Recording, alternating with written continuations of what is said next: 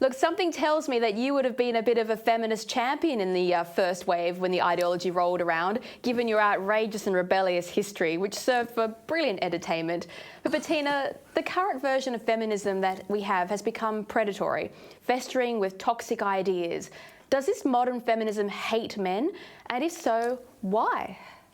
Well, it's interesting. My friend Janice Fimengo, who's a ferocious anti-feminist campaigner in Canada, but started off as a very meek and mild English professor, has been delving into the history of feminism and found male haters from the very beginning, from the suffragettes, really anti-male campaigns being run, all sorts of policies designed deliberately to target men.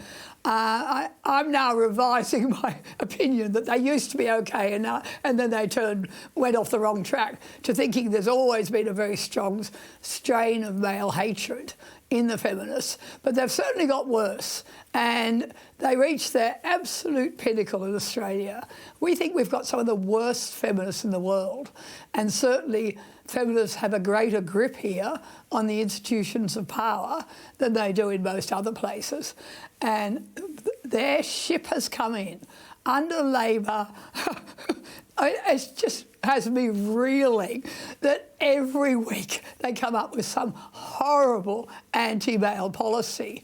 I mean, we didn't hear that in the Labor campaign speeches. We're going to target men, you know. I mean, it wasn't, I don't think they got any mandate for this ferocious, endless attacks on males.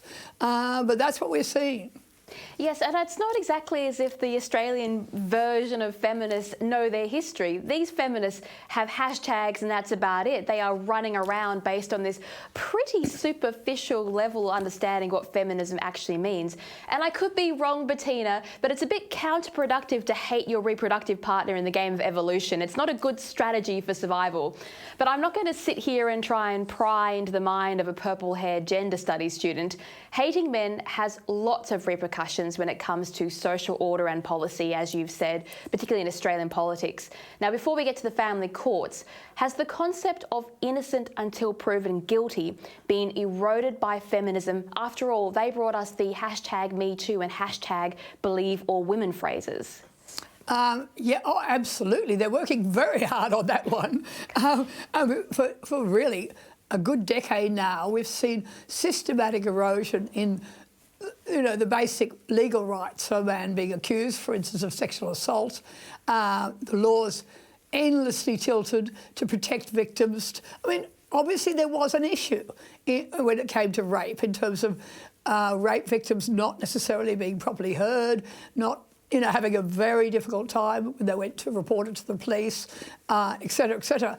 And, you know, I think we've put in really a lot of important measures to address that. But boy, have we gone overboard now.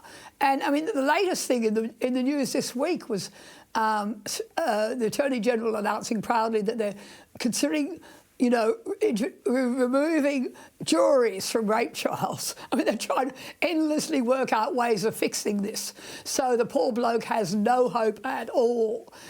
We saw, of course, in the Bruce Lehrmann case that, you know, there was dissected in great detail in the ACT inquiry, the Sofronoff inquiry, where they really exposed the fact that the whole ACT justice system has been working to ensure police can't do their job, to make sure that all cases go straight through to the court